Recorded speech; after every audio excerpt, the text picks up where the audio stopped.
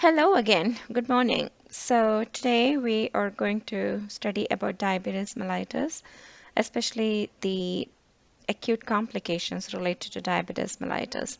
But before that, here is a review on diabetes mellitus that you studied while in block 2. So diabetes mellitus is a multi-system disease related to abnormal insulin production, impaired insulin utilization, or both. Diabetes mellitus is chronic metabolic disease that requires lifelong behavioral and lifestyle changes. Diabetes mellitus is a serious health problem throughout the world, and its prevalence is rapidly increasing. In a lot of people, the disease has not been diagnosed and they are unaware that they have the disease. Diabetes mellitus is the seventh leading cause of death in the United States.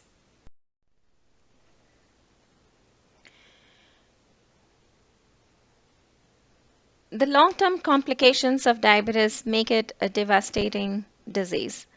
Diabetes is the leading cause of adult blindness, end-stage kidney disease, and non-traumatic lower limb amputations. It is also a major factor contributing to heart disease and stroke. Adults with diabetes have heart disease death rates 2 to 4 times higher than adults without diabetes. The risk for stroke is also 2 to 4 times higher among people with diabetes. In addition, it is estimated that 67% of adults with diabetes have hypertension. Current theories link the causes of diabetes as alone or in combination to genetic, autoimmune, and environmental factors, which is viruses and obesity. Regardless of its cause, diabetes is primarily a disorder of glucose metabolism related to absent or insufficient insulin supply and or poor utilization of the insulin that is available. Insulin is a hormone produced by the beta cells in the islets of Langerhans of the pancreas. Under normal conditions, insulin is continuously released into the bloodstream in small pulsatile increments, with the increased release when food is ingested. Insulin lowers blood glucose and facilitates a stable normal glucose range of approximately 70 to 120 milligram per deciliter. The average amount of insulin secreted daily by an adult is approximately 40 to 50 units.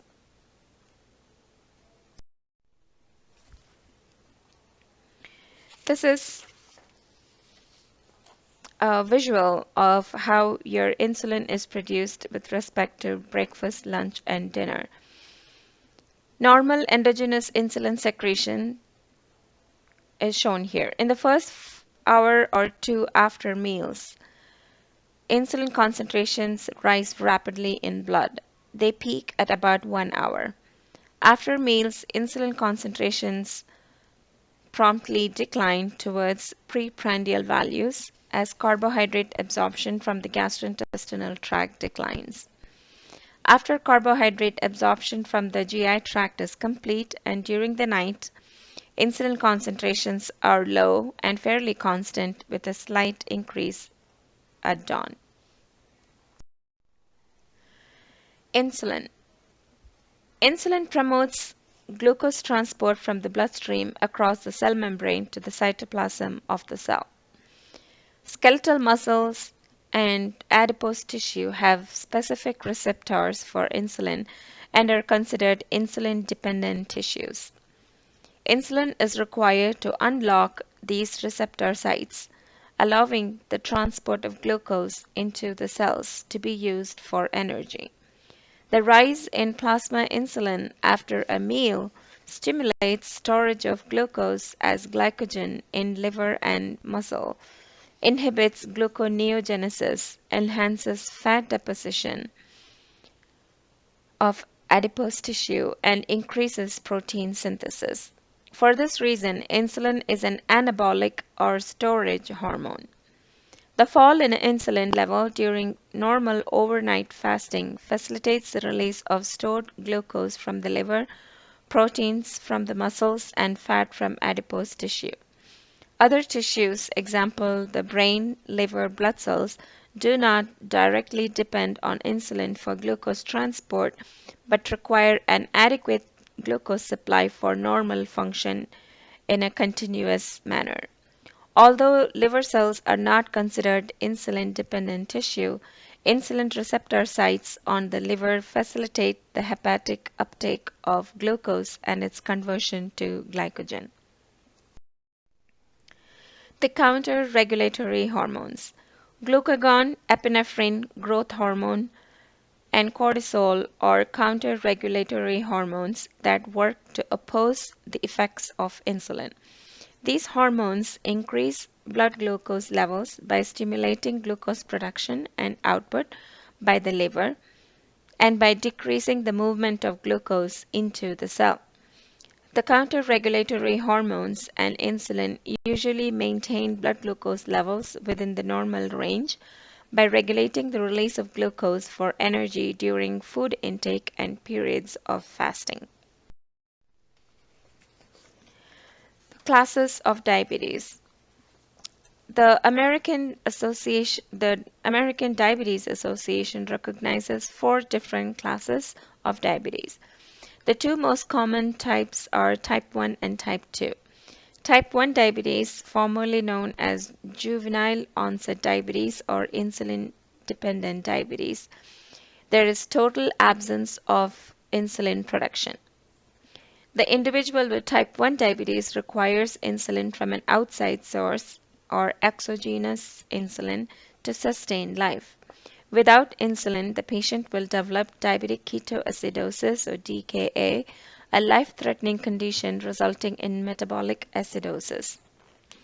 Type 2 diabetes mellitus was formerly known as adult onset diabetes or non-insulin dependent diabetes, NIDDM. Overweight, obesity, advancing age, and a family history of type 2 diabetes are risk factors for developing type 2 diabetes. African Americans, Asian Americans, Hispanics, Native Hawaiians or other Pacific Islanders, and Native Americans have a higher rate of type 2 diabetes than do white people. The pancreas usually continues to produce some endogenous insulin.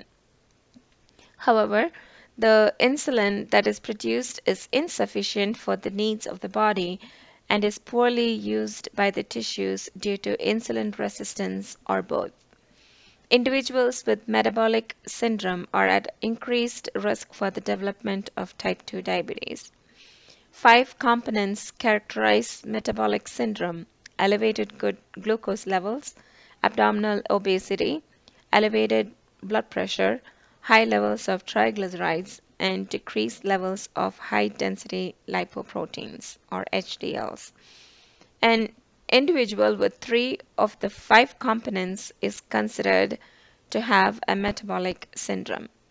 Overweight individuals with metabolic syndrome can prevent or delay the onset of diabetes through a program of weight loss and regular physical activity. Gestational diabetes develops during pregnancy.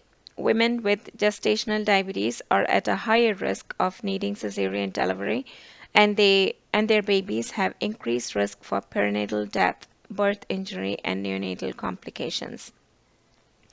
Women who are at high risk for gestational diabetes should be screened at the first prenatal visit.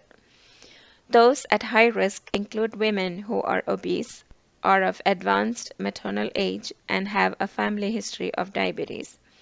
Women with an average risk for gestational diabetes are screened with an oral glucose tolerance test at 24 to 28 weeks of gestation. Most women with gestational diabetes have normal glucose levels within 6 weeks postpartum or after delivery. Women with a history of gestational diabetes have a 35 to 60% chance of developing type 2 diabetes within 10 years.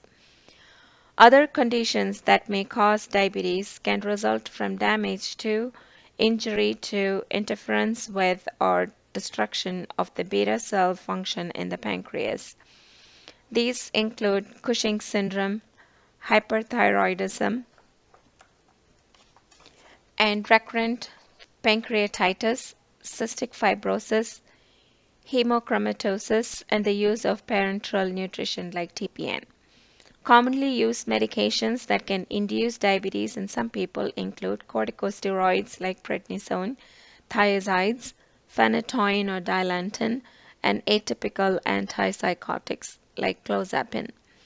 Diabetes caused by medical conditions or medications resolve when the underlying condition is treated or the medication is discontinued. Prediabetes. Individuals with diagnosed prediabetes are at increased risk for the development of type 2 diabetes. Persons with the prediabetes usually do not have symptoms. However, long-term damage to the body, especially the heart and the blood vessels, may already be occurring. Prediabetes is defined as impaired glucose intolerance, or rather impaired glucose tolerance, IGT, impaired fasting glucose, or both. It is an intermediate stage between normal glucose homeostasis and diabetes in which the blood glucose levels are elevated but not high enough to meet the diagnostic criteria for diabetes. A diagnosis of impaired glucose tolerance is made if the 2-hour oral glucose tolerance test or OGTT values are 140 mg/cent. Impaired fasting glucose is diagnosed when fasting blood glucose levels are 100 mg per deciliter to 125 mg per deciliter.